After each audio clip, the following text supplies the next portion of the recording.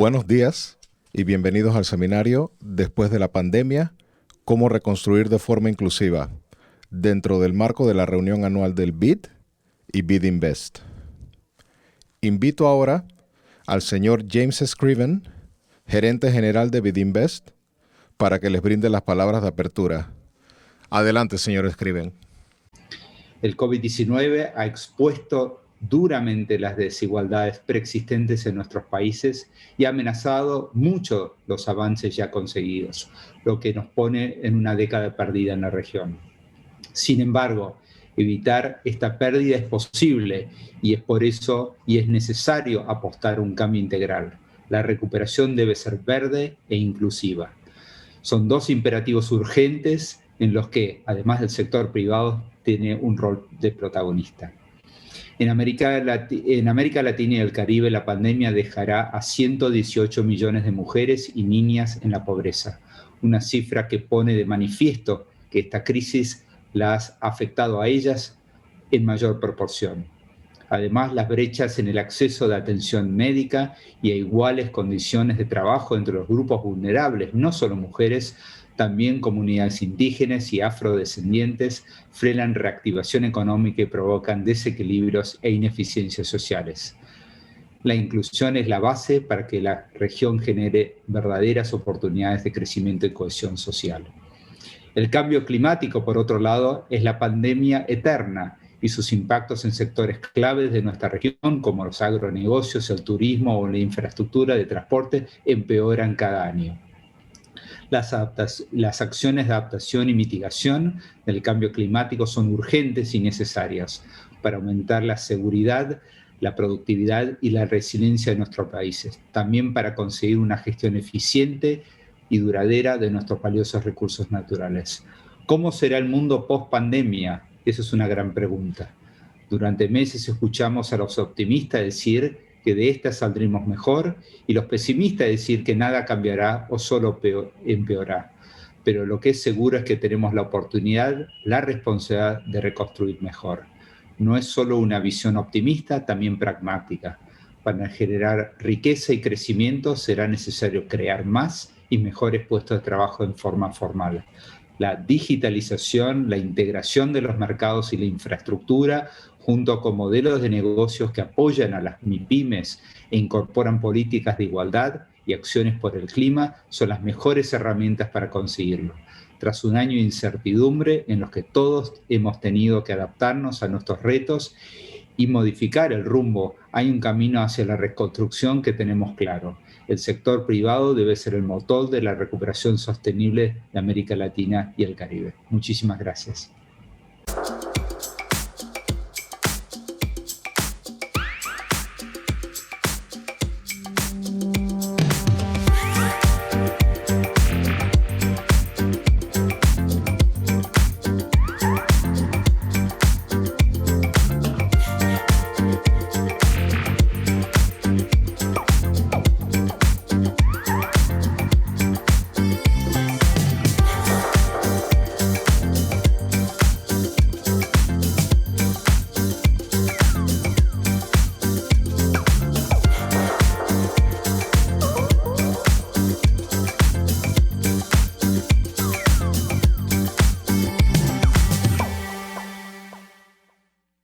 Buenos días a todos y a todas. Un gusto estar aquí, un honor realmente formar parte de esta conversación y de las conversaciones de la Asamblea en general. Gracias a James por habernos dado esas palabras tan buenas y a todos los que están en la audiencia por haber respondido a esta idea de cómo reconstruir inclusivo, que es la idea que tenemos, como dijo James, verde e inclusivo y movernos hacia adelante con esa propuesta. Déjenme decirles que, haciendo eco de lo que James decía, esta pandemia evidentemente nos dice que el mundo ha cambiado. Y déjenme decirles que ha cambiado mucho y algunas cifras que son importantes como para tener en cuenta. Si vemos a Latinoamérica y al Caribe, solamente 4 países de América Latina y el Caribe tienen las escuelas abiertas. Todos los demás lo tienen o cerradas o parcialmente abiertas. Para nosotros, en América Latina, el cierre de escuelas es el más largo del mundo. El promedio en todo el mundo ha sido de 98 días de cierre En América Latina y el Caribe tenemos 158 días de cierre. Esto significa esencialmente un año completo perdido de escolaridad para muchos chicos. Empleo. Proporcionalmente las mujeres, sobre todo, han perdido mucho más empleos que los hombres. Lo han perdido a una tasa de 7% y apenas un 4% para los hombres. Todavía es una diferencia enorme y una diferencia que no podemos dejar de comentar. No solamente han perdido más rápido los empleos, pero también los han ganado mucho más lentamente, los han recuperado mucho más lentamente. Hay un 11% de diferencia entre la velocidad de recuperación del empleo de los hombres y de las mujeres. Hasta ahora les he dado malas noticias, no todas son malas noticias, el mundo ha cambiado y ha cambiado para bien también en otras cosas. Estamos en la Asamblea en Barranquilla y tomamos Colombia y tomamos telemedicina. En telemedicina pasamos desde antes de la pandemia de unas 30.000 o 35.000 consultas al año a lo que me dicen ahora son 101 millón de consultas, es decir, 2,3 consultas por colombiano. Para mí esto no es un cambio, es una verdadera revolución en las posibilidades de salud. Y cuando veo estas cifras y veo estos contrastes, empiezo a pensar si esto cambió y cambió para siempre. Pero a veces lo dudo también. A veces pienso que en realidad no ha cambiado tanto. Y esta no es la primera vez que nos ocurre y les quiero dar un poco una perspectiva histórica mostrándoles unas fotos. Miren, esto es la imagen de policías con mascarillas en España. Si lo ven ahora en el panel de la derecha, tenemos una imagen de Seattle en 1918, gripe española, policías con máscara.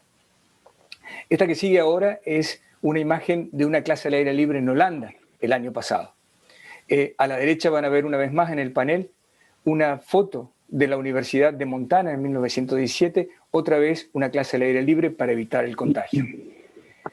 El que sigue es un hospital de campaña para tratar enfermos en el COVID.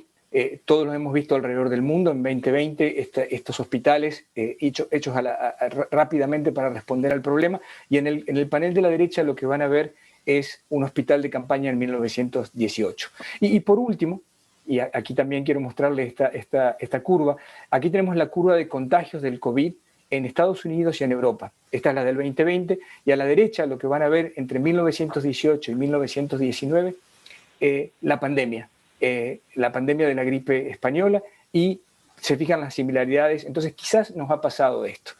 Entonces, ahora sí voy a desafiar un poco a los panelistas, a nuestros panelistas. Y la pregunta para nuestros panelistas es si ustedes piensan que el mundo va a cambiar o no.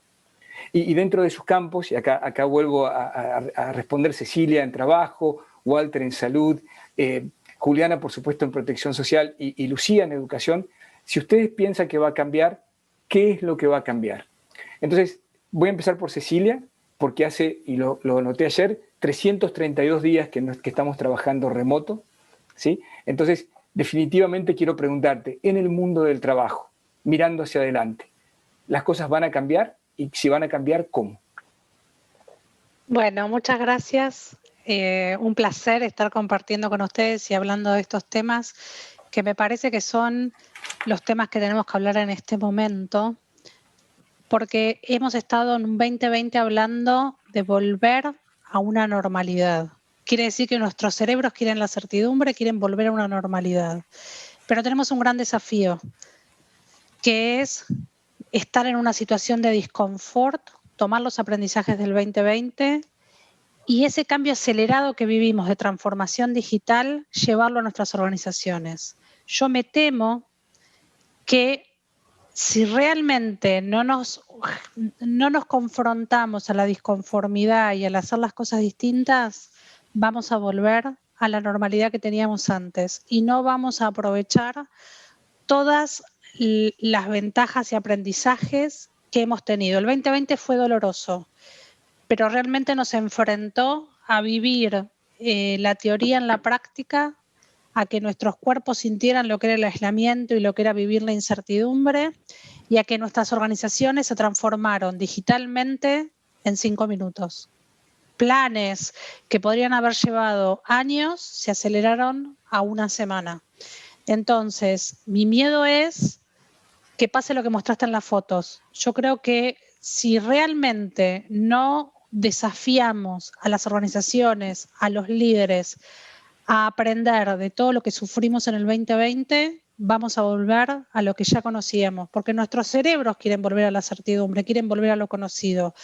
Pero si volvemos a lo conocido, vamos a perder todos los aprendizajes del 2020, que creo que son muchos, y que va a demandar esfuerzo no volver a la normalidad, porque si no vamos a volver a la normalidad.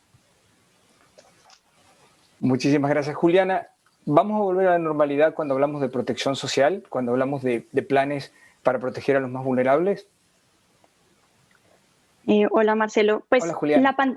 La pandemia nos ha obligado realmente a reevaluar el contrato social que tenemos y en particular cómo debemos compartir el riesgo entre pobreza, desempleo, salud y desprotección a la vejez entre personas, empresas y Estado. Voy a hablar un poco del caso colombiano, que es el que más conozco, pero en Colombia ha habido avances y yo creo que muchos de ellos van a ser cambios permanentes. Vimos, por ejemplo, que el Estado colombiano lo que hizo fue expandir las transferencias monetarias no condicionadas, no solamente con los programas que ya existían, como Familias en Acción, Colombia Mayor y Jóvenes en Acción, sino también se crearon 2 programas nuevos en respuesta a la pandemia, llamado la compensación del IVA del ingreso solidario, que yo creo que van a permanecer, o ese es definitivamente el deseo que ha expresado el gobierno. También se vieron que hubo un esfuerzo de hacer subsidios a la nómina, como el PAEF, también un esfuerzo muy importante por mejorar las bases de datos administrativas sobre la población vulnerable. Y esto es importante porque en Colombia un poco menos de la mitad de los subsidios sociales utilizan una base de datos que se llama el SISBEN y por eso tener esa base actualizada es clave para poder mejorar la focalización y la eficiencia del gasto público. Y por último, se vio la inclusión financiera y es que se aprovecharon las transferencias monetarias no condicionadas que acabo de mencionar para incluir a la población vulnerable en las nuevas tecnologías, las billeteras digitales. Y eso va a tener implicaciones, creo que a futuro, bastante importantes. Gracias, Juliana. Voy a volver al tema ese de las billeteras digitales. Walter, Julián hablaba de un contrato social y yo hablé del tema de telemedicina y la posibilidad de que la telemedicina cambie o revolucione cómo hacemos salud. ¿Va a cambiar? ¿No va a cambiar? ¿Cómo lo ves? Bueno, primero que todo, muchas gracias por invitarme a participar en este panel. Es un honor para mí expresar algunas de mis perspectivas en esto. Y yo creo que el mundo ya cambió y ha cambiado en muchos aspectos. Y en la medida en que la pandemia siga evolucionando y salgamos de ella, vamos a volver a una normalidad, pero va a ser una nueva normalidad. Y específicamente en salud, como has mencionado, hemos visto varios cambios transformativos en una serie de áreas, como la telesalud que mencionaste en tu introducción, que ha experimentado realmente una revolución global. Se calcula que en menos de 5 semanas avanzamos lo que nos hubiera tomado más de 5 años en cuanto a construir la capacidad, expandir el uso, adaptarnos a la telesalud, aceptar este nuevo método de interacción y establecer una serie de regulaciones. Todo esto ha pasado en cuestión de semanas y no de años. Creo que más allá de la telesalud, la transformación digital de la salud es otro gran cambio que se ha acelerado en tiempos de en estos tiempos de la pandemia. En varios países de la región, por ejemplo, vemos cómo ya se han gestado o se están desarrollando estrategias y políticas nacionales de salud digital que buscan integrar diferentes elementos fundamentales como los sistemas de historia clínica electrónica, los sistemas de laboratorio clínico, sistemas de información de radiología, de farmacia, la misma telesalud, el uso de dispositivos móviles y el mundo de las aplicaciones en salud, la interoperabilidad de los sistemas y de la información y del intercambio de información, y los avances en el área de inteligencia artificial y la capacitación de la fuerza laboral en todas estas áreas, para mencionar algunos importantes elementos.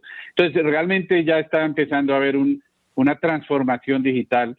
Y creo que el otro elemento que está cambiando es una transición hacia lo que conocemos o lo llamamos ya la medicina de precisión o medicina personalizada y la salud centrada en el individuo y creando un consumidor empoderado y partícipe.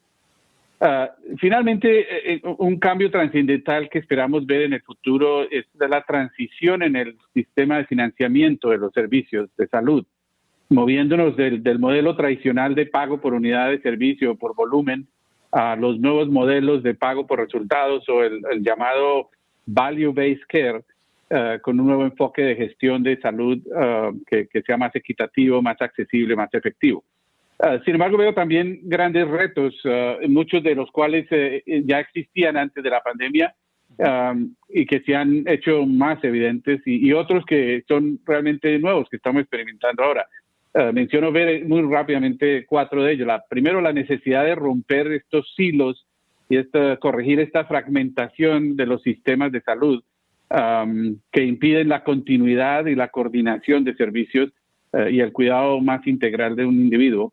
La salud mental y lo que yo veo va a ser la nueva crisis de salud pública que ya estamos experimentando y que vamos a tener que enfrentar luego de que pase la pandemia.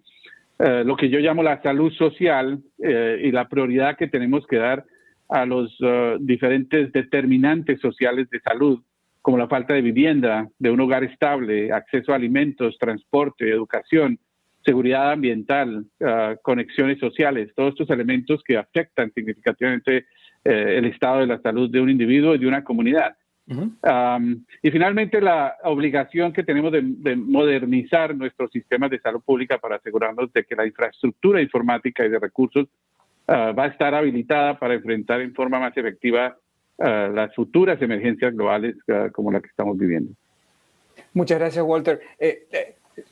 Lucía, I feel that Walter is very optimistic about what's going to happen in health.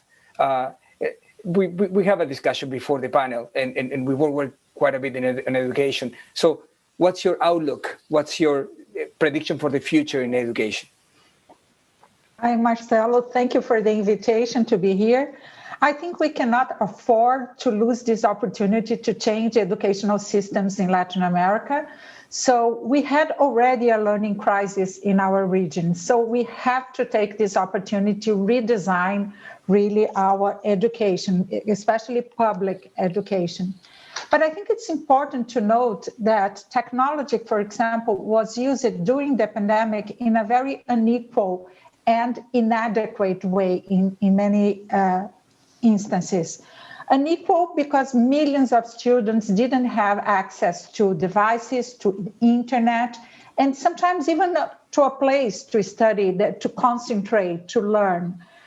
And inadequate because many schools and teachers just use the technology to broadcast, to transmit lessons in a very traditional pedagogy. If technology does not transform pedagogy, it doesn't have any impact on education. We have plenty of evidence and research showing that. So I think that we need now one of the main complaints that I hear from teachers during the pandemic is that students are not engaged in learning anymore. Of course, nobody can listen to someone that is in a distant location and just transmitting, just broadcasting content without any form of personalized learning or any kind of interaction. So now students have the power just to turn off their cameras and stay connected in the classroom, but I mean, they are doing something else, and not surprisingly, the level of learning has been very low in the region. The good side of this experience is that teachers are acknowledging, they are aware that they need to develop their digital skills. Many teachers report that they use technology for their personal life, but were not prepared to integrate technology in a meaningful way in their teaching. So we have data from more than 65,000 teachers from Brazil and Costa Rica that we collected in a self-assessment tool developed by our center. And what we see is that teachers are very aware that they need to develop their digital skills, that they need to learn about how to integrate in their teaching, but also about digital citizenship and how to use technology for their professional development.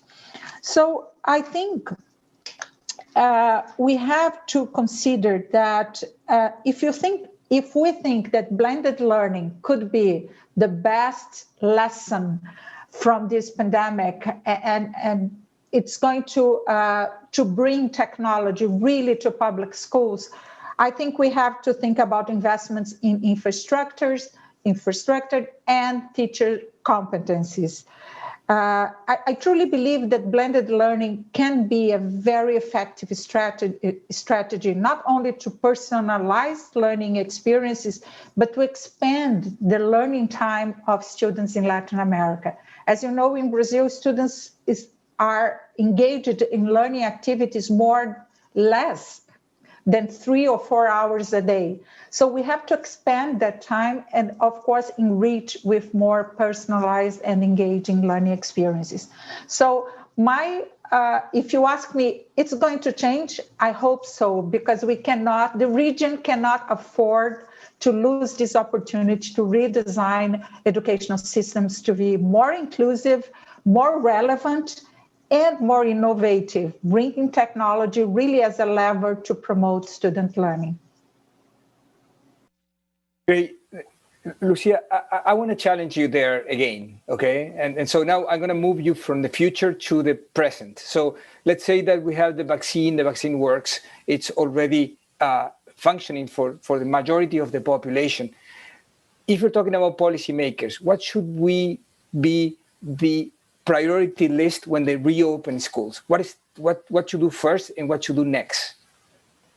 Marcelo, we did a very interesting research on what are the policy elements of a successful technology in education policy. We can see countries that invested a lot in technology for schools and didn't see any impact on learning. And others transformed the educational systems through technology. A good example is Estonia. Estonia is now the best, according to PISA results, the best education in Europe. And they have been investing in education for years now. And the important thing is to invest simultaneously in 4 dimensions: a clear vision for what you're using technology, and including that in the curriculum and the pedagogical practices inside school. Second, teachers' skills, digital skills or competencies to use technology in a meaningful way. The third dimension is good quality digital educational resources. It's not just going to the internet or to Google and downloading materials, and we are thinking that will have an impact on learning. And of course, the fourth dimension is infrastructure. We need devices and we need connectivity, broadband connectivity in schools. What we are seeing during the pandemic is that school systems that had a prior experience in using technology inside schools were much more successful in doing the transition to distance learning. Thank you, Lucy. Thank you very much. Walter, so we are reopening the health systems after the vaccine. What should be the priorities that every policymaker should be looking at? I'm sorry, I changed to English. I'm going to go back to Spanish in a moment, okay? Bueno, voy a contestarte en español. Por favor, sorry. Sí. Bueno, en realidad la prioridad, desde luego, en este momento es, y estamos un poco en una carrera contra el tiempo para poder producir, distribuir y vacunar a la mayor cantidad de personas, de población posible antes de que estas nuevas cepas que se están presentando, que son más contagiosas que las originales, lleven a experimentar en varios países un nuevo pico epidemiológico y los resultantes consecuencias de incremento de hospitalizaciones, necesidad de cuidado intensivo y inclusive la muerte. Así es de que esa, para mí, sigue siendo la prioridad número 1.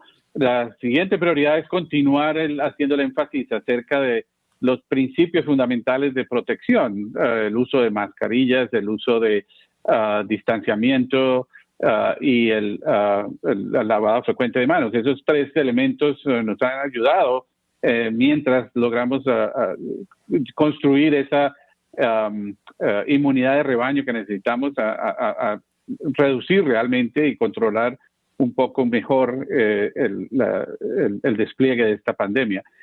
Creo que para mí, y lo menciono acá, yo creo que el logro científico global más importante que hemos tenido a raíz de esta pandemia y que nos va a servir muchísimo para el futuro es precisamente el poder desarrollar en forma innovadora y muy rápida una serie de vacunas de alta efectividad en tiempos que han sido medidos en meses y no en lo que normalmente serían años. Pero yo creo que siguen siendo en este momento, en la mitad de esta fase de pandemia, siguen siendo esas las prioridades que se deben tomar.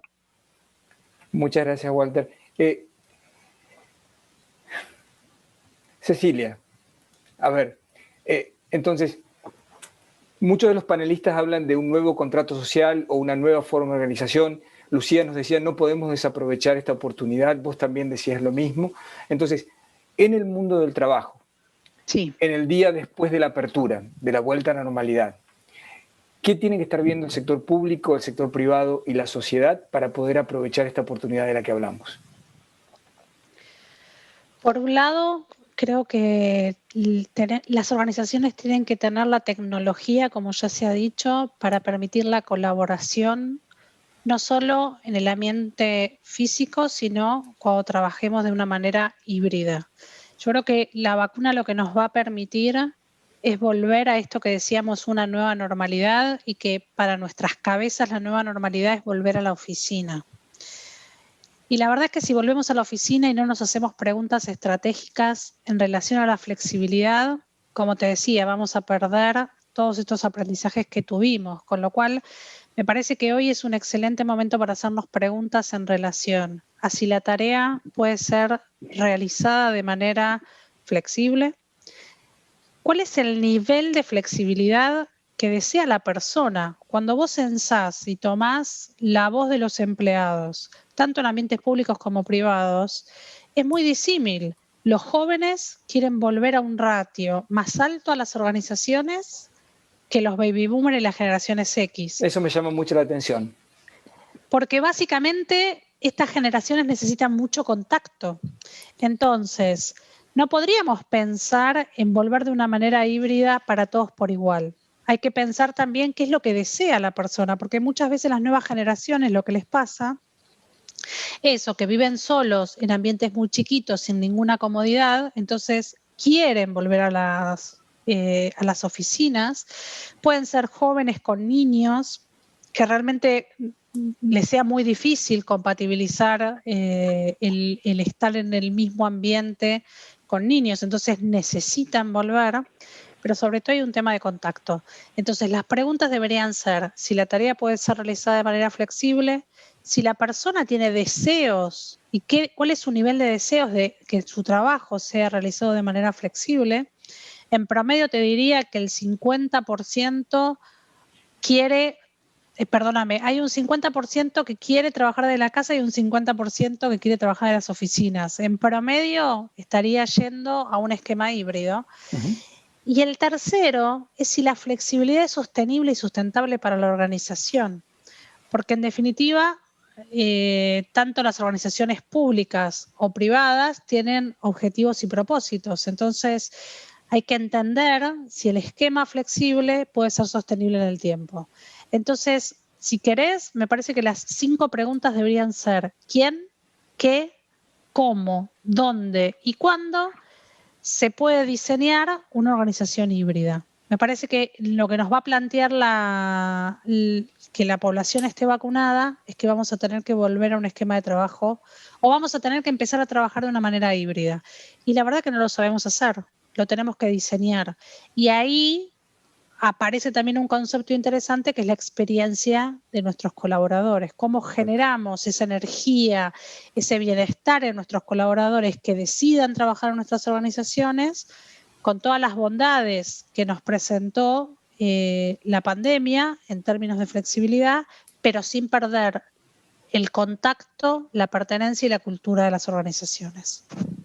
Súper, muchas gracias. Juliana, te escuché decir y he estado viendo que las redes de protección social en la región se expandieron durante la pandemia. mucha gente dice que va a ser muy difícil volver a las que teníamos antes de la pandemia después de que la vacuna funcione. ¿Cómo ves el futuro inmediato de las redes de protección social en el próximo año, año y medio? Sí, Marcelo, yo creo que incluso ya es algo que, digamos, los gobiernos han dicho, algunos de ellos, que estos programas se van a quedar y es una buena cosa que se queden. Hemos visto algunos programas se han evaluado. Yo hice parte de un programa de evaluación de este tipo de programas nuevos y lo que uno ve es que este tipo de transferencias sí ayudan a suavizar los choques de ingreso que han tenido los hogares a raíz de la pandemia y ayudan a suavizar el consumo y reducir la contracción económica. Vemos que hay efectos positivos sobre el bienestar del hogar, como el bienestar financiero, y que realmente se atenúa la caída en el ingreso per cápita. Entonces yo creo que estos programas se van a mantener. Lo que yo pensaría que va a ser el reto es ahora estabilizar las finanzas públicas. Estos programas necesitan de un gasto más elevado. Entonces es necesario tener una reforma tributaria que aumente el recaudo de una forma progresiva y que promueva la equidad. Hay que expandir la base para aumentar el recaudo. Si uno compara el recaudo con países desarrollados, como porcentaje de PIB estamos muy bajos. Y al hacerlo hay que hacerlo con unos impuestos directos y progresivos, con una mayor base, más personas contribuyendo, así sea con tasas bajas, y con tarifas efectivas que sean más altas para la cota superior de la distribución. Pero no la distribución del ingreso que vemos, sino también bregar por aumentar la calidad de los datos que podemos ver, cómo hacemos para ver el ingreso, que es más difícil que las autoridades perciban. Hay, por ejemplo, los independientes y los rentistas de capital. Y hay que considerar impuestos al capital como impuestos al patrimonio, impuestos al ingreso de capital como los dividendos. Y nuevamente yo diría, por último, es corregir las fallas en los estatutos tributarios en donde hay un exceso de beneficios tributarios cuya efectividad es bastante dudosa y que genera un tratamiento desigual tanto a nivel horizontal como vertical, porque empresas muy parecidas terminan pagando tarifas efectivas muy diferentes o los rentistas de capital adinerados pagan muy pocos con respecto, por ejemplo, a un asalariado. Entonces, como resultado hay que corregir esas fallas en donde los impuestos los terminan pagando muy pocos, casi que los mismos de siempre, los asalariados de grandes ciudades, en donde los catastros están más actualizados y algunas pocas empresas que terminan al fin pagando mucho. Juliana, eso diría que es el real reto hacia adelante. Juliana, esto te desafío un poquito ahí. ¿Es muy complicado lo que estás diciendo o es factible cuando vemos hacia adelante el futuro de la protección social? ¿Me estás preguntando a nivel político o a nivel práctico? Vos sabés que a los dos niveles. Sí, yo creería que una forma fácil es, hay algunas exenciones que se pueden acabar, así como se crean exenciones, es más difícil de quitar las exenciones, pero es importante hacerlo, es importante darse el golpe político. Luego hay un tema de, incluso el BID ha estado ayudando a algunos gobiernos, yo sé que en el caso colombiano definitivamente es así, a modernizar las autoridades tributarias para que puedan enfrentar mejor los retos de hoy, con mayor capacidad de personal, con un personal técnico especializado, con una infraestructura de manejo de datos moderna que pueda, con la tecnología de la última, las más modernas, poder ayudar a detectar la evasión y fiscalizar a los evasores. Entonces, creo que son retos que no solamente son de América Latina, en general los países tienen que bregar a modernizar sus autoridades tributarias, pero creo que son logrables en el mediano plazo. Súper, muchas gracias. Muchas gracias por responder esa pregunta. Tengo que hacer una pausa ahora para pedirles que si tienen preguntas, comentarios, cosas que quieran compartir con el panel, estamos encantados de que ustedes puedan contribuir. Vamos a tener un rato para preguntas de la audiencia y son las más interesantes siempre en todas las cosas que hacemos. Así que por favor, vayan al chat, escríbanla, estamos pendientes y la vamos a preguntar a los panelistas seguramente lo que ustedes nos provoquen. Hablamos del futuro, hablamos del presente cercano, una vez que ojalá tengamos las vacunas y funcionen, pero también hablemos de algo que es estructural en América Latina, que es el tema de desigualdad. Hablamos antes del panel de que estamos trabajando en la región más desigual del mundo, y esto no ha cambiado con la pandemia seguramente. Algunos datos que tenemos nos muestran que las conversaciones sobre desigualdad en la región, desde que empezó la pandemia hasta acá, se han multiplicado por 10. Y antes de la pandemia, ¿se acuerdan? En el 2019 tenemos varios países con protestas en Chile, en Ecuador, en Haití, que estaban ahí a flor de piel y que no eran solamente de estos países, sino que representaban lo que nosotros creíamos que era la temperatura de la región. Esto fue antes de la pandemia. Quiero que escuchen un audio de protestas en Chile, que no son solamente, hay otros países donde tenemos audios iguales, donde la gente habla de lo que siente. Y la pregunta que les voy a hacer es de la desigualdad en cada uno de sus campos, especialmente después de la pandemia. Pero esa pregunta viene después del audio. Adelante, por favor, con el audio. Pero no son solo 30 pesos, son las pensiones indignas para nuestros abuelos, para nuestros papás, un sistema de salud horrible, la privatización de todo. Yo creo que fracasaron, esto es un fracaso, la gente está aburrida, está cansada. Porque nos han violentado desde que nacimos. Desde que nacimos en un sistema muy violento. Mi mamá y mi abuelita, que yo las veo luchar día a día, no pudiendo llegar a fin de mes. Estoy endeudada 20 años, tengo que pagar el crédito 20 años y ser profesional, educarse debería ser un derecho para todos. Lucía, we have the challenge of the COVID, and we have the challenge of a very unequal education system. We always talk about low quality, but it's also inequality what we should talk about. Mm-hmm. Is that avoidable? Can we actually do something better? How do we work to bring more equality after the pandemic to the systems? Yes, I think we can do something. Of course, inequality, social inequality is a multi-factor phenomenon. But I think in education, we have to make public schools the best public institution in our community. So when there's a lot of discussion, for example, in Brazil, how much we should invest in social protection, in income for populations. And of course, that's important. But I think we have to think long term, and we have to make this transformation of public schools. As we see, private school students are still learning. They have more conditions at home. They have parents that are more prepared to help them to do the schoolwork. And so they have a lot of elements that really contribute for their learning. But low-income family students don't find this access to devices and the internet in their schools, and they don't find it at home. So I think as a public policy, we could commit ourselves to make public schools the place in a community where everybody could have access to technology, to a safe place, to be, for example, to bring a small group of students inside schools, even during the lockdown now. But if you bring the most vulnerable students to come to school and be in a safe place, would be a way of trying to reduce these inequalities. Muchas gracias, Lucía. Walter,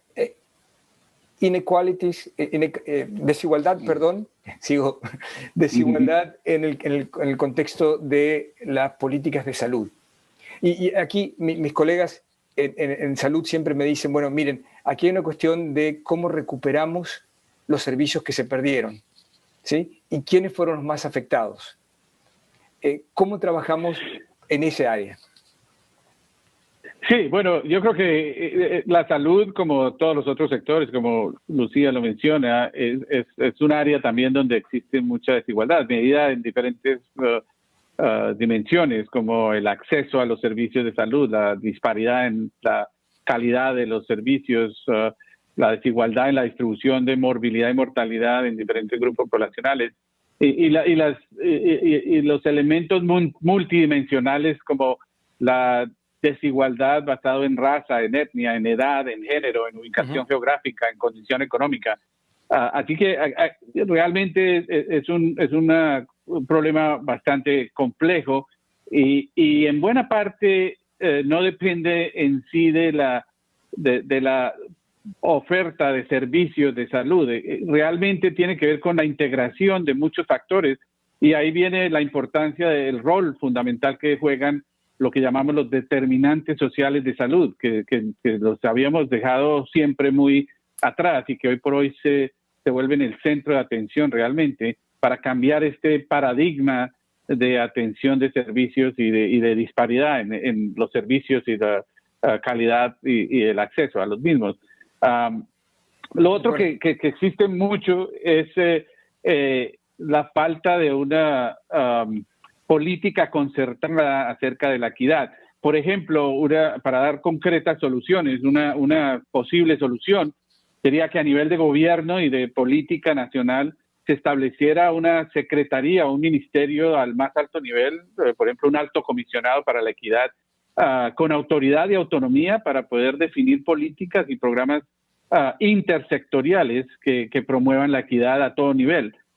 Y a lo mismo en el ámbito corporativo y empresarial, es fundamental que todas las organizaciones consideren establecer una posición al nivel más alto ejecutivo, por ejemplo, un Chief Equity Officer o un Chief Equity Diversity and Inclusion Officer, que se dedique precisamente a implementar estos elementos de equidad a todo nivel. En salud, por ejemplo, tenemos ese tipo de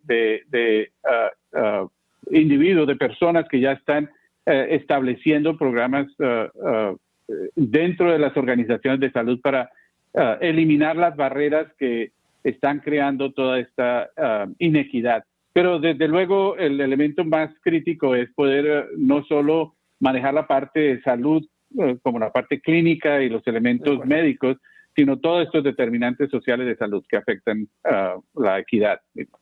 Excelente, Walter. Me la hiciste muy fácil porque acá puedo hacer la transición fácil a Cecilia. Cecilia, dos cosas de las que charlamos fue una, la que ya dijiste, que es la diferencia entre diferentes generaciones y cómo ven el trabajo, pero tuvimos una charla muy interesante que quiero que le cuentes a la audiencia sobre género y diversidad en la nueva realidad laboral. Y aquí hay un tema de equidad muy grande, así que me gustaría que nos cuentes un poquito desde ese ángulo. Bueno, te agradezco.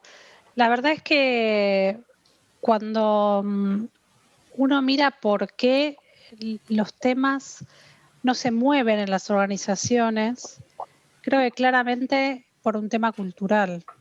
Nuestras organizaciones, nuestros países están muy arraigados a un concepto de cultura que las mujeres buscan el príncipe azul y los hombres son los aguerridos, los corajudos, los que salen a trabajar, y eso nos genera muchísimos sesgos. Y también otro tema muy importante es que para que haya una mujer en una mesa de decisión, un hombre tuvo que haber cedido el lugar y tuvo que haber cedido poder. Entonces también hay un concepto de poder interesante que también genera un sesgo, ¿no? Tenemos el sesgo que las mujeres no pueden ostentar poder y los hombres sí. Nosotros hemos lanzado con el World Economic Forum un paper sobre la necesidad de tener un abordaje holístico de temas de diversidad, equidad e inclusión, no solo por un imperativo social. Hoy hay, lo que vos acabas de mostrar, muchísima presión desde lo social, pero también de todos los stakeholders que están cerca de una organización, sus accionistas, los gobiernos, los reguladores, los clientes, los proveedores, los mismos colegas, que no quieren trabajar en una organización que no sea coherente entre el ser, el decir y el hacer.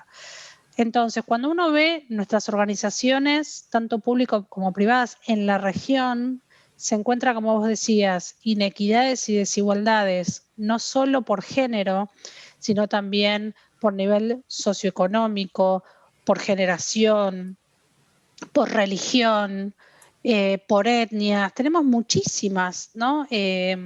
Diversidades, hasta por discapacidad. Cuando uno mira que el 20% de la población de nuestros países tiene alguna discapacidad y en las organizaciones no aparece esa discapacidad, creo que estamos perdiendo el valor de que nuestras organizaciones no tengan representada tal cual es la demografía de nuestros países, no solo por un tema social, sino por un tema de negocios. ¿Cómo vamos a poder vender nuestros productos y nuestros servicios a una población que no tenemos representada en nuestras organizaciones? Entonces, si vos me preguntás la solución a este tema, todos los padres somos responsables y la educación para romper con este sesgo que tenemos en la crianza de nuestros hijos, y creo que tenemos que criar mujeres que tengan mucho más valor, coraje y valentía, y no mujeres perfectas que quieran tener el 100% de las cosas para aplicar una posición, De acuerdo. por un lado. Pero sobre todo desde las organizaciones tenemos que entender que es un tema de negocios. Cuando no tengamos una estrategia embebida y que esto sea un imperativo de negocios, no lo vamos a poder mover desde las organizaciones, porque va a seguir apareciendo el sesgo cultural que tenemos, que hay algunas funciones. Cuando uno mira a las mujeres en las organizaciones, generalmente están en las áreas de cuidado, recursos humanos, legales, todo lo que sea protección y cuidado, vas a ver una mayor representación de mujeres, pero no en los negocios. Todavía nos falta romper con este paradigma. Entonces, para mí tenemos que trabajar sobre un abordaje holístico de diversidad, equidad e inclusión. Y me parece interesante sumar la palabra equidad, ¿no? No solo es atraer lo diverso a nuestras organizaciones, sino también es darle las mismas oportunidades. De acuerdo. Y sobre todo, incluirlos. Entonces la mirada tiene que ser holística y tiene que estar no en cabeza de recursos humanos. Esto tiene que estar en cabeza del directorio y de los comités ejecutivos para que realmente pueda permear y esté embebida en la estrategia de negocio.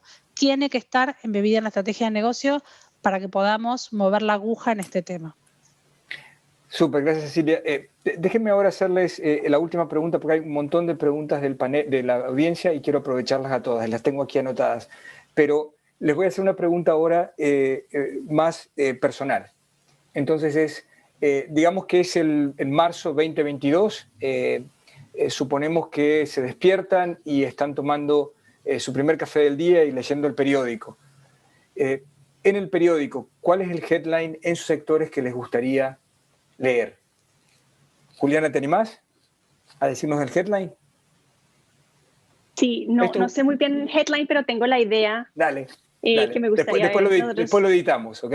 Claro, nos inventamos un headline juntos. Sí.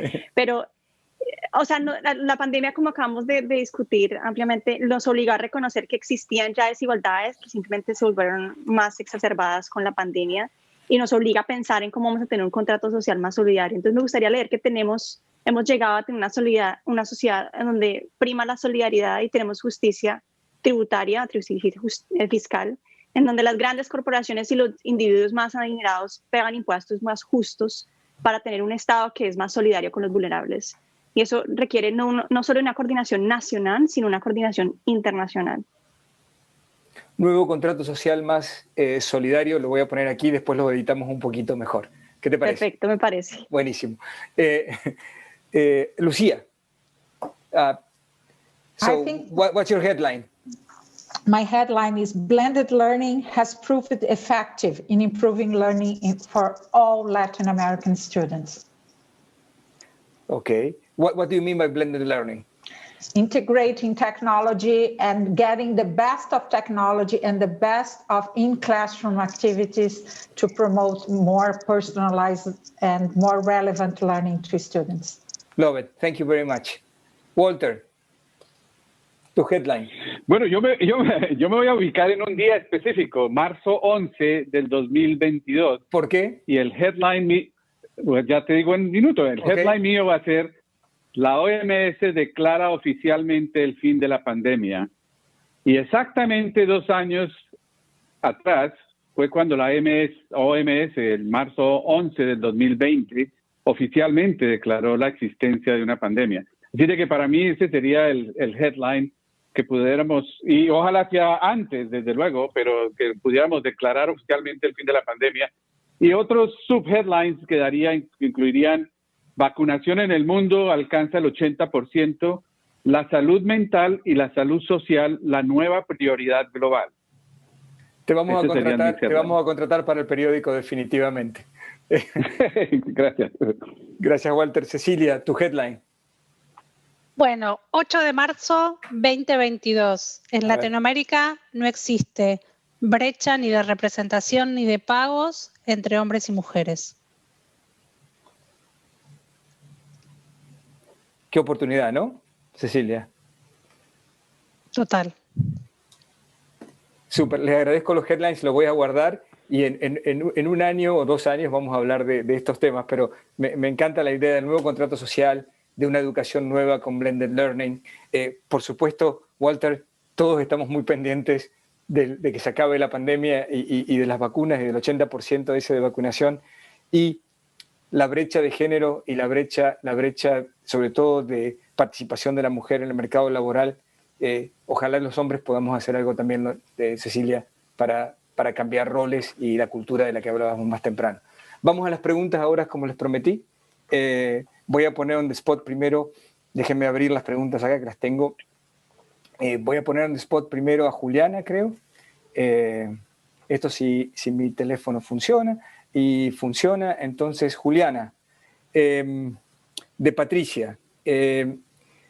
Dice, ¿cómo hacer para que las medidas de apoyo de emergencia a la pérdida de ingresos de los hogares que ha producido la pandemia se transformen en un esquema de protección menos asistencial y más inclusivo? ¿Cuál sería el próximo paso deseable? ¿Cuál sería el próximo paso deseable? Es cierto que hay una percepción entre algunas personas en que estos sistemas de ayuda a la población vulnerable puede desincentivar el empleo. Pero la evidencia que tenemos de los programas que existen actualmente es que los programas de ayuda, especialmente en este contexto de emergencia, no han desincentivado el trabajo. Si algo, han sido muy positivos para reactivar la economía, permanecer, hacer que el nivel de consumo se suavice y realmente mejorar el bienestar del hogar. En la evaluación de la compensación del IVA en la que trabajé, vimos que así sea poco dinero, estamos hablando de 18 centavos de dólar por día por adulto, que es un valor muy pequeño, aún así tiene efectos muy positivos en el bienestar financiero de los hogares en pobreza extrema. Con la evaluación que se está haciendo del ingreso solidario en Colombia, los resultados preliminares sugieren que se atenúan las caídas de ingreso per cápita y que no genera desincentivos a la participación laboral. Nuevamente quisiera reforzar ese mensaje. Si algo lo que hizo fue proteger el gasto de los hogares, hacer que pudieran tener acceso a alimentos y para permanecer un poco en temas de seguridad alimentaria.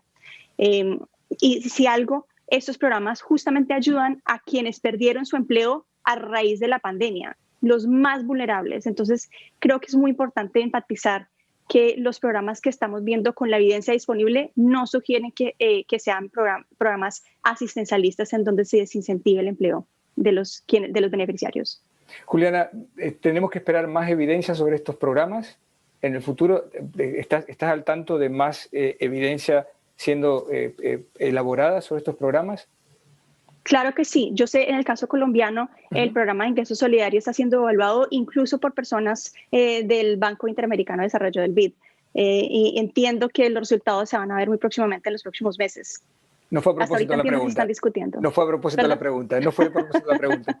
Simplemente quería saber si había haber más evidencia viniendo. Sí. Lucía, a ver, Lucía, Blended Learning entonces para todos. Y aquí la primera pregunta que me aparece para ti es ¿cómo hacer blended learning with younger children? So how do you implement it? Is it possible, if it's possible to implement blended learning for small children, 0 to 5, okay?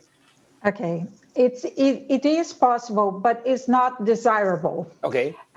Because blended learning is based on some level of autonomy of the learner. So technology works well when the students have a little bit of autonomy that they can interact with technology and learn. For the first years of life, interaction with peers and teachers is very important. So we say that technology can help.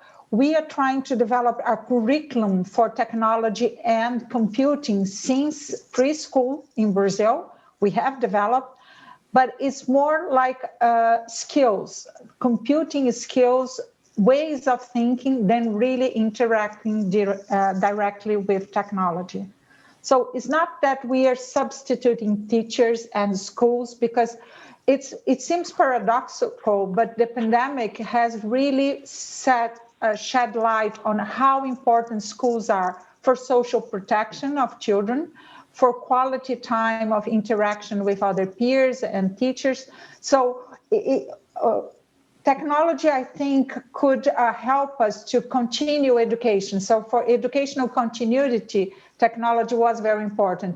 But at the same time, we are reassessing the importance of schools and good schools with good infrastructure and good teachers. So technology is not, I mean, technology and schools are more suitable for older children as we go. Is that correct? Yeah, schools, sorry, I meant that schools are very important for very young children. Just to be too. sure, yeah. Okay. Yeah. But I mean, technology, being autonomous to use technology to learning, it works better with older children. Okay, when you say blended learning, you're talking about older children, you are still thinking that school and being there and being with your group, it's important in the equation. Isn't that right? Very important. I think it's very important to reinforce that it's not substituting school time for online or being in front of a screen. It's incorporating technology to expand, so it's more learning experiences and more interaction and collaboration with your peers, but not substituting school time, because it's very important for social issues, for learning. Learning has a lot to do with relationship, human interpersonal relationships. So we are not saying that technology alone will be able to educate students in Latin America, but if incorporated in the right way, with planning, with pedagogical planning, transforming the traditional ways of teaching, technology can have a good impact, a positive impact on education. Super clear, Lucía. Thank you very much. Próxima en la palestra, Cecilia. Déjame ver aquí, dice, teletrabajo y sus variantes, Cecilia. ¿Cuál es la parte, dice aquí, Mariano nos está preguntando, el efecto en el bienestar de los trabajadores? Y yo le agregaría en el malestar de los trabajadores, y lo voy a poner entre comillas en el malestar. Quiero tomar un tema también aquí de salud mental y otros temas que están siempre en la palestra. Así que, ¿cuáles son las ventajas y las desventajas y cómo las manejamos? Me parece muy atinado, Mariano, la pregunta. Cuando uno mira lo que pasó en el 2020 en relación al teletrabajo, es que se aceleraron los niveles de estrés y de enfermedades mentales de nuestros colaboradores. Esto tiene varias aristas, ¿no? Por un lado, soy una convencida que individualmente decidimos trabajar más.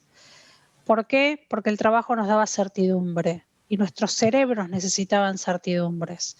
Quiere decir que cada uno de nosotros conscientemente o inconscientemente decidimos trabajar más. No creo que el trabajo se haya multiplicado, pero estábamos viviendo una situación de altísima incertidumbre, de altísima complejidad, ambigüedad, que de alguna manera nosotros buscamos protegernos, y una forma de protegernos era trabajar, porque nos daba tranquilidad, nos daba certidumbre. Hasta estábamos intranquilos y íbamos a perder el trabajo.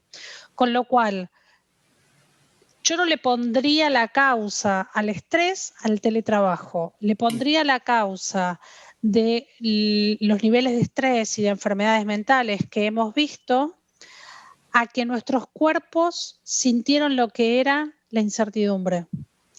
Nuestros cuerpos sintieron lo que era estar aislado, no estar en contacto con otro ser humano. Sumado que en el mismo lugar físico vivíamos, trabajábamos, hacíamos el homeschooling y no podíamos cortar. No podíamos cortar de estar conectados, pero porque en la misma mesa comíamos, trabajábamos y si teníamos chicos hacíamos la tarea con nuestros hijos. Entonces no pondría el énfasis en el teletrabajo, porque te diría que en una encuesta de Mercer, previa a la pandemia, ya digamos, las organizaciones, te diría en un 80%, nos decían que 1 de cada 3 colaboradores presentaban síntomas de burnt out, mucho antes de la pandemia.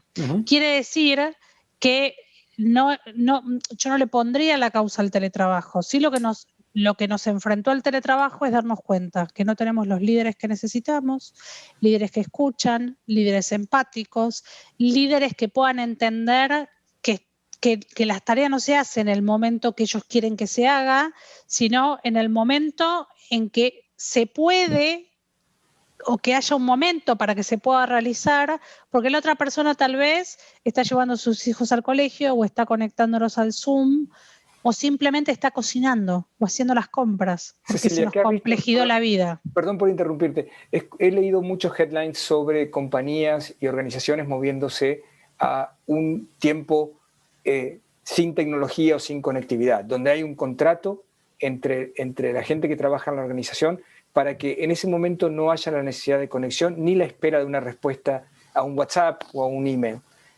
¿Cómo se maneja eso?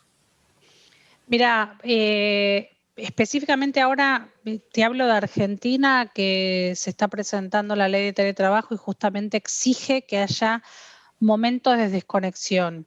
Si vos me preguntás en la práctica cómo se maneja con una muy buena comunicación entre el líder y los colaboradores, poniendo reglas del juego.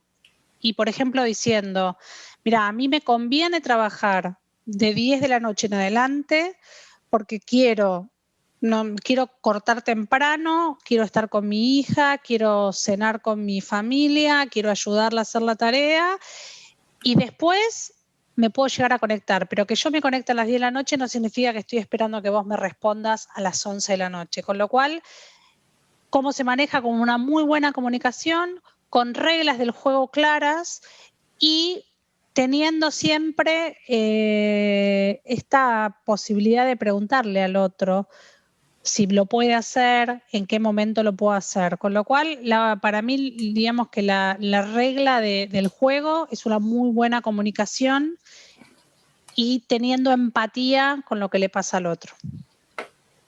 Súper, muchísimas gracias. Walter, una pregunta que tengo aquí, que dice esencialmente, y aquí te vas a tener que poner el sombrero de Kaiser por un minuto, dice que hemos hecho un buen caso para invertir más en tecnología, en educación, en salud. La pregunta para ti es, ¿cómo convencemos a autoridades, a partir de la experiencia que ustedes tienen en Kaiser, de que vale la pena invertir en tecnología digital, como vos dijiste, ampliamente desarrollada o ampliamente definida, en salud? ¿Cómo hacemos para hacer, y especialmente en una situación de estrechez fiscal?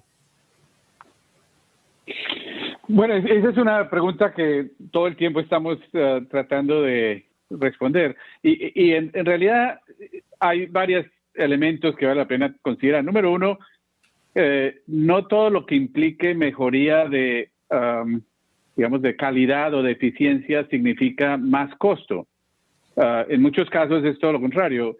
Se puede demostrar que el costo-beneficio de invertir en este tipo de tecnologías va a ser muy positivo, va a ser algo que va a mejorar la calidad, mejorar, por ejemplo, el acceso, reducir, por ejemplo, ciertos tipos de desigualdad o de inequidades y al mismo tiempo reducir los costos. No va a ser una inversión que haya que hacerse en la que el costo va a ser tan alto que no va a haber retorno de inversión. Así que uno de los ejemplos que usamos es eso, es demostrar cómo invertir en tecnología muchas veces no solo reduce costos, sino mejora calidad y mejora el rendimiento, mejora los resultados. Lo otro es también demostrar casos concretos y historias concretas donde la introducción de tecnología y el uso de tecnología ha permitido precisamente conseguir esos logros. No se puede quedar, digámoslo así, en la teoría y en el papel solo explicarlo, sino tener casos concretos donde se ha podido demostrar este tipo de efecto. Y en muchos casos los desarrollos tecnológicos y las innovaciones tecnológicas, pues hay que también evaluarlas basado en la calidad del resultado que producen, porque en muchos casos hay bombardeo de tecnologías que en muchas circunstancias no hay una buena forma de evaluarlos, no hay una buena forma de determinar qué tipo de beneficios van a traer, y simplemente han tomado fuerza en redes sociales, por ejemplo, en otros medios, y se empuja un poco, se forza un poco a invertir en ciertas tecnologías que al final no resultan ser tan positivas. Walter, déjame hacer esa pregunta, que es un follow-up de lo que acabas de decir. Yo siempre estoy confundido aquí en esta conversación, ¿no? Porque algunos me dicen, más tecnología en salud es para los ricos. Es mejor calidad para los ricos, pero no necesariamente equitativa. Y otra gente me dice, más tecnología en salud significa que los ricos van a tener acceso a salud personalizada, a contacto cara a cara, y los pobres van a pasar a trabajar enfrente de una pantalla, de una computadora, de una teleconsulta. ¿Cómo navego esa conversación? Sí, bueno, hay definitivamente dos elementos en esa introducción. Uno es la tecnología que permite hacer la consulta en sí, la telemedicina, y lo que hemos visto, lo que hemos encontrado es que hay muy buena aceptación, desde luego hay muy buenos resultados. La calidad del servicio a través de telemedicina se ha mantenido igual que en presencial o inclusive ha mejorado, precisamente por la habilidad de tener el servicio accesible sin necesidad de tener que desplazarse a algún sitio. Hay otro tipo de tecnologías que son las tecnologías clínicas, por decirlo así, acceso a nuevos equipos médicos y nuevos servicios médicos usando tecnología. Por ejemplo, tener acceso a los nuevos manejos de tratamiento de ciertos cánceres a través de nuevos equipos muy innovadores en los que cada tratamiento, cada estudio puede costar cientos de miles de dólares. Ese tipo desde luego va a haber esas dos componentes, y a lo que vamos a ir es realmente a buscar cuál es el retorno de inversión de cada una de estas situaciones. En el caso de una tecnología avanzada que sea muy costosa, pero que pueda resolver un problema de una persona o de cientos de personas en forma más efectiva, y que el retorno de inversión en términos de el costo a largo plazo, en términos de calidad de vida, en términos de vida productiva, sean muy positivos, pues va a poderse demostrar específicamente para los políticos y para las personas que implementan programas de salud y que financian programas de salud. Va a poderse demostrar que específicamente ese tipo de tecnologías, que aunque son costosas, van a tener un retorno de inversión muy, muy bueno. Van a poderse abrir y ser más accesibles para todo el mundo, no solo para los que puedan pagar ciertos costos. Entonces, yo creo que eso es lo que hemos estado viendo, por ejemplo, con los tratamientos médicos durante la pandemia, inclusive el acceso a ciertos medicamentos y la necesidad de invertir en investigación para desarrollar este tipo de medicamentos que sean más accesibles. Desde luego va a haber necesidad de tener políticas nacionales que permitan que para cierto tipo de enfermedades, ciertos tipos de tratamientos que son excesivamente costosos, se puedan negociar y se puedan controlar en cuanto al costo mismo, y puedan tener acceso las personas de esos países que van a introducir esas tecnologías o estos nuevos tratamientos en forma más equitativa. Muchísimas gracias, Walter. Juliana, acá me preguntan si las propuestas de reforma del sistema tributario que estabas discutiendo, estabas presentando, son una solución o podrían ser una solución viable para el tema de la informalidad que es tan prevalente en nuestra región, ¿no? Claro, el tema de la informalidad. Una pregunta fácil para terminar. El tema de la informalidad es clave porque no solamente reduce la calidad del trabajo, sino que hace que estos choques como el que vimos ahorita con la pandemia sean aún más fuertes, porque las personas quedan muy desprotegidos. Los países han hecho varios esfuerzos por tratar de reducir la informalidad. En el caso colombiano, en los últimos años ha habido un esfuerzo por reducir los costos laborales a través del sistema tributario, cambiar la forma como se financia el sistema de protección social, justamente para tratar de aliviar la carga que le implica a las empresas formalizarse. Y creo que debe seguir en ese sentido los esfuerzos por reducir el costo del trabajo formal. Creo que en el caso particular colombiano existe esta asimetría entre los asalariados y los independientes, en donde para un independiente el costo de ser formal es muy alto, y creo que en las reformas siguientes lo que se debe hacer es bregar a reducir el costo de formalizarse para un independiente, y eso podrá ayudar a reducir la informalidad en el país. Súper, muchísimas gracias, Juliana.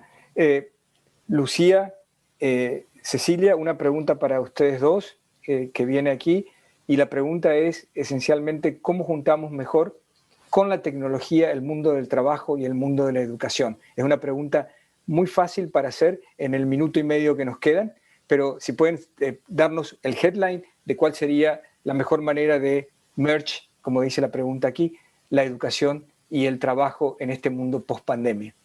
Lucía. Sorry, I didn't switch to English on time, but I think that you got it. I'm sure you got it. I think it's very important that we prepare this generation to establish a more healthy relationship with technology. And Cecilia was saying about these limits, the boundaries that we have to set for the workplace. I think it's very important to prepare this generation. What we see is that technology, of course, can bring a lot of positive changes in all sectors of our life, but it's not in itself what we should prepare for.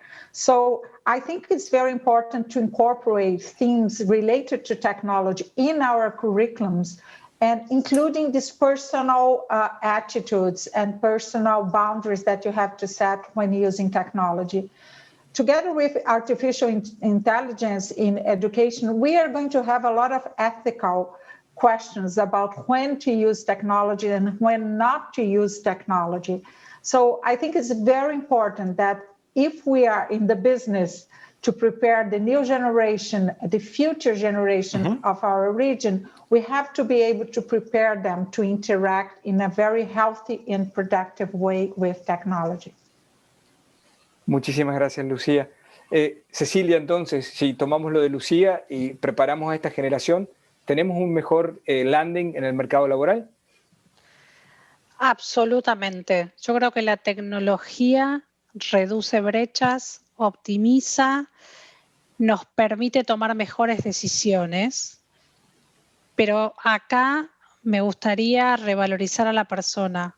No va a servir de nada la tecnología si no estamos bien educados en términos del uso de la tecnología e individualmente llevamos adelante un proceso de lifelong learning.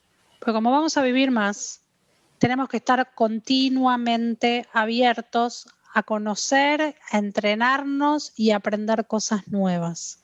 La tecnología en este estadio reduce brechas. Ahora, si nosotros no somos capaces y curiosos de aprender cosas nuevas, la tecnología aumenta las brechas porque deja gente afuera de la fuerza laboral. Así es. Así que me parece que es tecnología con el compromiso individual, si querés, público-privado, de vivir en un estadio de aprendizaje continuo. Buenísimo, muchísimas gracias. Déjenme cerrar ahora diciéndole que he aprendido mucho, agradecerle a la audiencia por todas las preguntas, la verdad que un placer la interacción con ustedes. A ver si pueden ponerme el Brady Bunch, la pantalla Brady Bunch desde el máster. Así puedo ver a todos los panelistas para agradecerles, por favor. ¿Se puede? Eso es, muchísimas gracias. Esta es la pantalla Brady Bunch según nosotros. Entonces, un nuevo contrato social más solidario, ojalá el final de la pandemia, sin dudas Blended Learning, Lucía, y por supuesto, ojalá una fuerza laboral más equitativa. A cada uno de ustedes les agradezco muchísimo la conversación y les mando un abrazo desde aquí, desde Washington, y gracias por participar en nuestra asamblea. Muchas gracias. Se cuidan. Muchas gracias.